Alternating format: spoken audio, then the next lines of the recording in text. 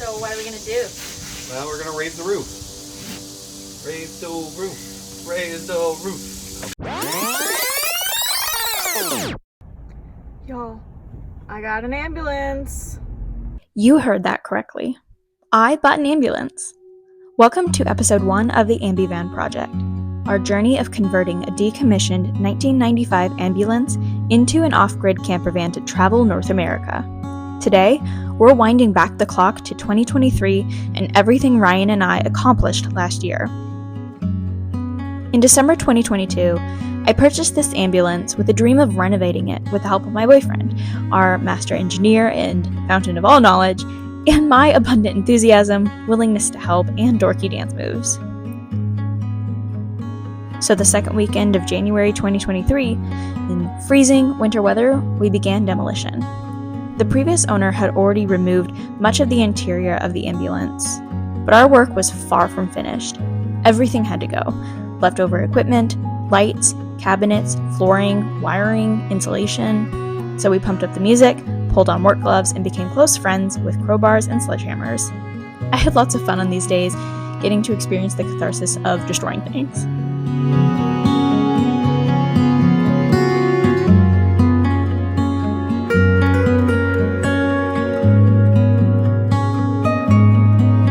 The vehicle is a Ford Ecoline E350 and a Type 3 ambulance, which essentially means it is a self-contained box secured atop a chassis with a walkway to the cab. While it is a large vehicle, the roof is just a hair too short for our purposes of turning it into a camper. The further we got into demolition, the clearer it became that we had more and more work cut out for ourselves, specifically around some of the electrical system setup. When it comes to an ambulance, the base truck has its own engine electrical system, which is typically modified to support the warning lights, sirens, and additional power needed to run the ambulance. The dash gets pretty clunky with all the additional switches and controls that have to be added.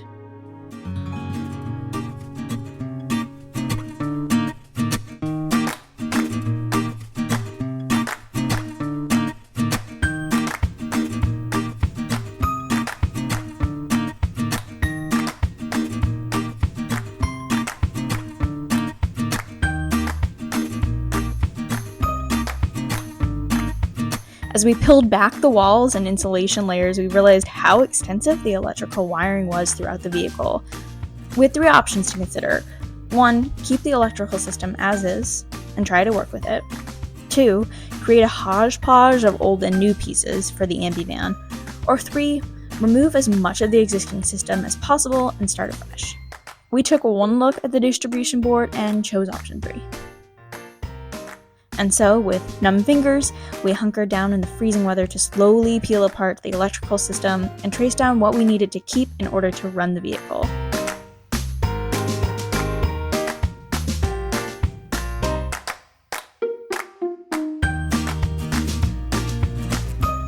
We also pulled out the passenger chair and will eventually pull out the driver's side chair, as they are in some desperate need of new padding and upholstery.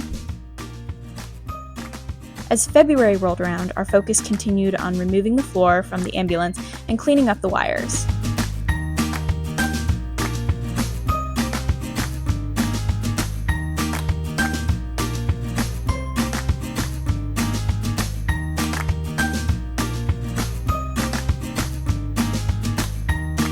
You may notice there are 6 solid steel plates on the floor, and these were used to hold the bolts for the seats and the gurney when the ambulance was in commission. These plates were some of the most cantankerous pieces of the ambulance to remove. And we didn't even get the last of them out until much later in the year when we brought in some more powerful tools to do the job. But our biggest challenge at the moment was getting the ambulance restarted.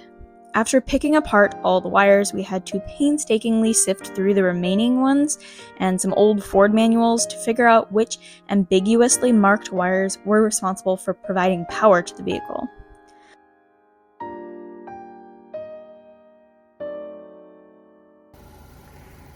This is us after an hour and a half trying to get this thing started in 35-degree weather.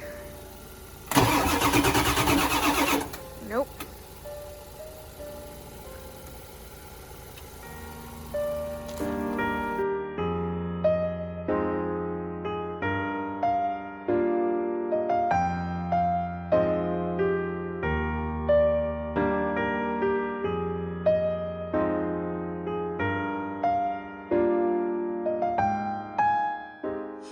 Throughout these first few months, we had been working in my parents' driveway and now needed to move the ambulance to Ryan's parents to finish out the rest of the build.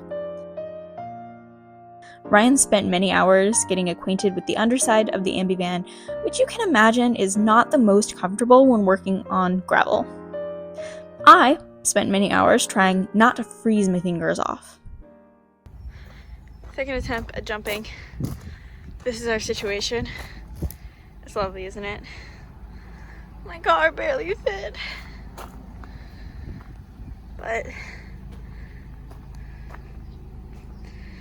so we're going with my family's in town, so didn't want them to move their car and the grass is super wet. How's it go, babe? We got a tree here too. How's it going? After several cold, fruitless weekends, we finally managed to connect the correct wires. We definitely had a small moment of rejoicing as we listened to the engine chug away. We have power right now. Yeah. The only thing that I'm concerned about is this neutral safety switch. I think it's not right. I'm not sure if it's right or not, but I don't know if it's the only thing that I need. But for sure, we need the neutral safety switch. It's either grounded or powered. I just don't know which one. We did it! Yes, it's loud and smells, but it runs!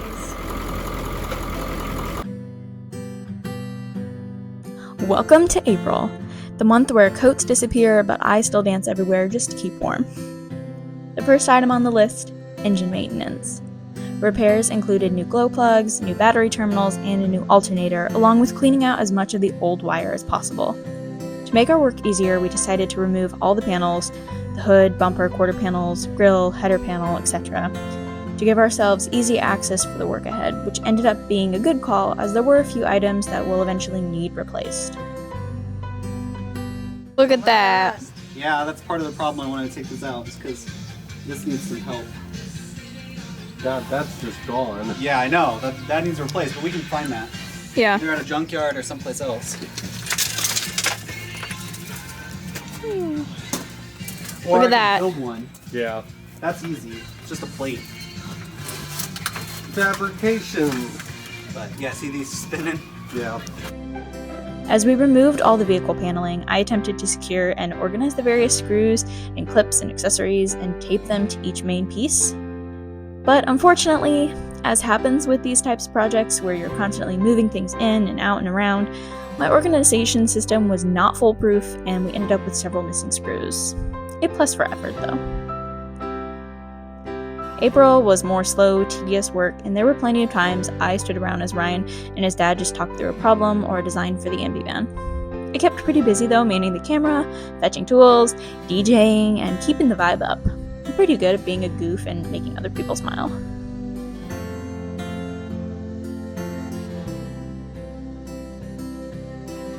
All the camera really needs to know is that we're attempting to take this alternator out. And that, I got all the bolts out. I was helpful, I promise. And now we're just... Is it the same bolt as the front that you're attempting to take out in the back now, or what was it? This is the grounding wire. Fun times. It is. So...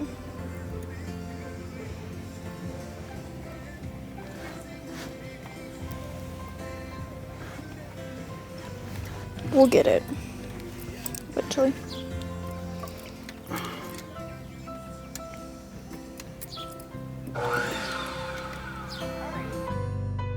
It's probably no shock that this 30-year-old alternator needed to be replaced.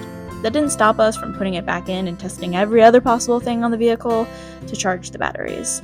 What can we say? We like taking the scenic route.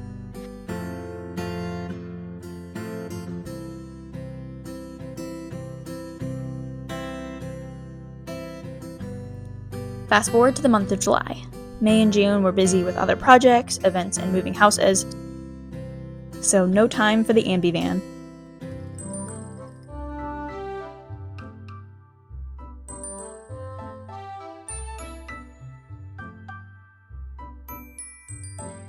I purchased a new alternator and we got it all hooked up with fully charged batteries. Fingers crossed, we turned the key.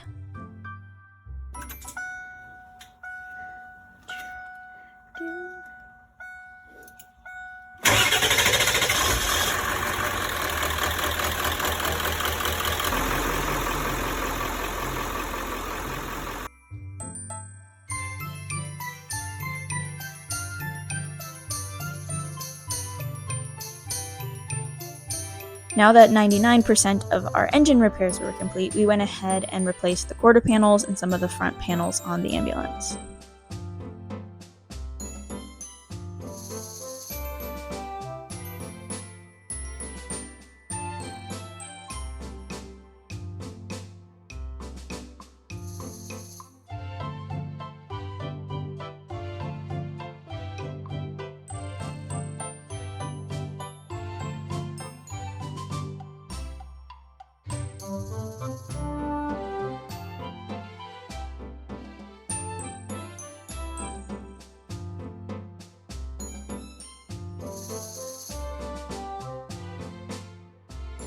Then, it was on to the ambulance box.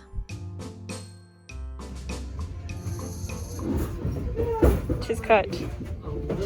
Now we're gonna pull it out the back. Just, get it out. It doesn't have to be perfect.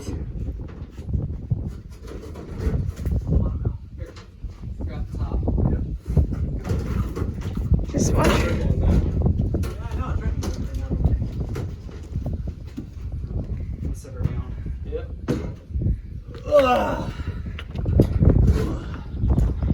Look at that. Hi, Joe. Cabinet 1 is out.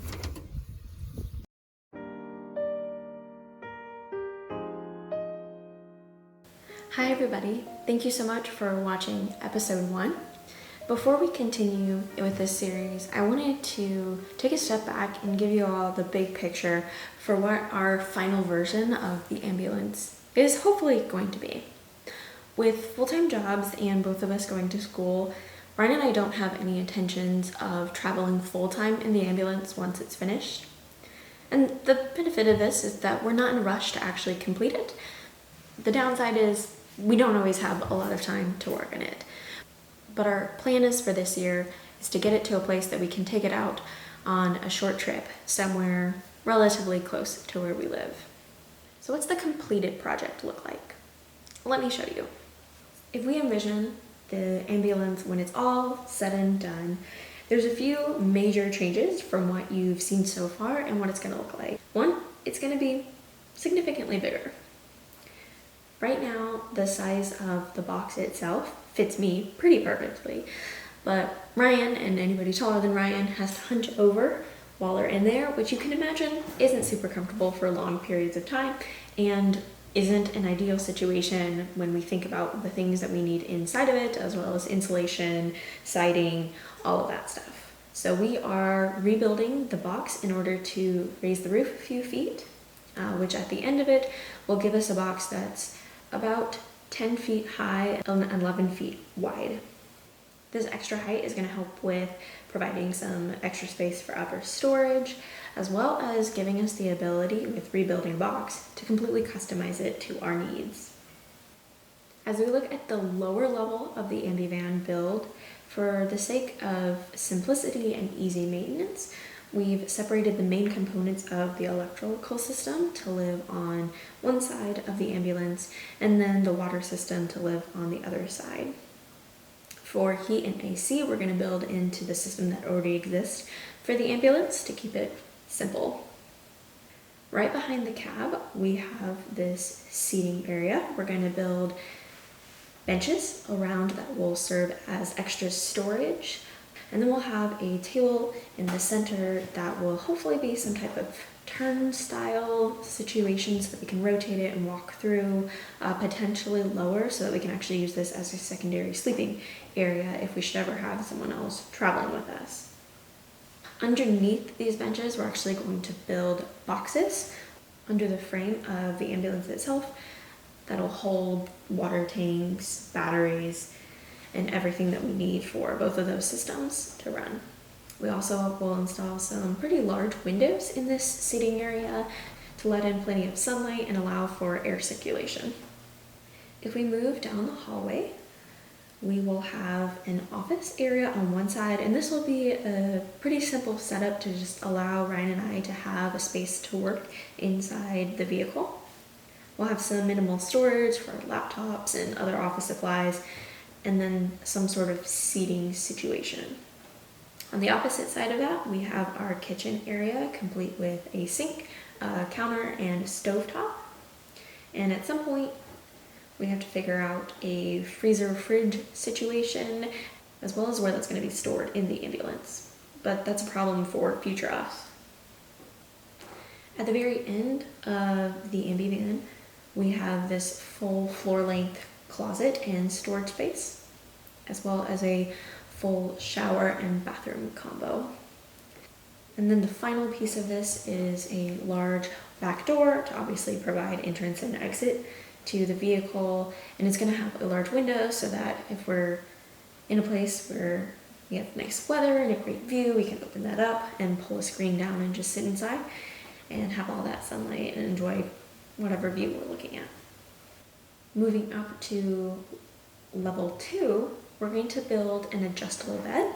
That way we can raise it during the day and have some extra headspace, and then lower it during the night when we're sleeping. There's more upper storage above the office area and above the kitchen area. And then obviously, like I mentioned, the full-length closet on one side and full-length bathroom shower on the other. A few other honorable mentions that you'll see in future episodes will be installing solar panels on the roof of the ambulance, as well as rebuilding the entire dash system. When you're working with a 1995 vehicle, things are apt to be a little out of date, a little old school, and there's also just some broken pieces that need fixed. So we'll be redoing the entire dash, rebuilding to suit our needs and make it more user-friendly, if you will. And then I'm also going to reupholster the driver and passenger seat and upgrade those, give them some new cushioning and all that fun stuff. So stay tuned, subscribe so that you don't miss out on future episodes, and thanks for watching.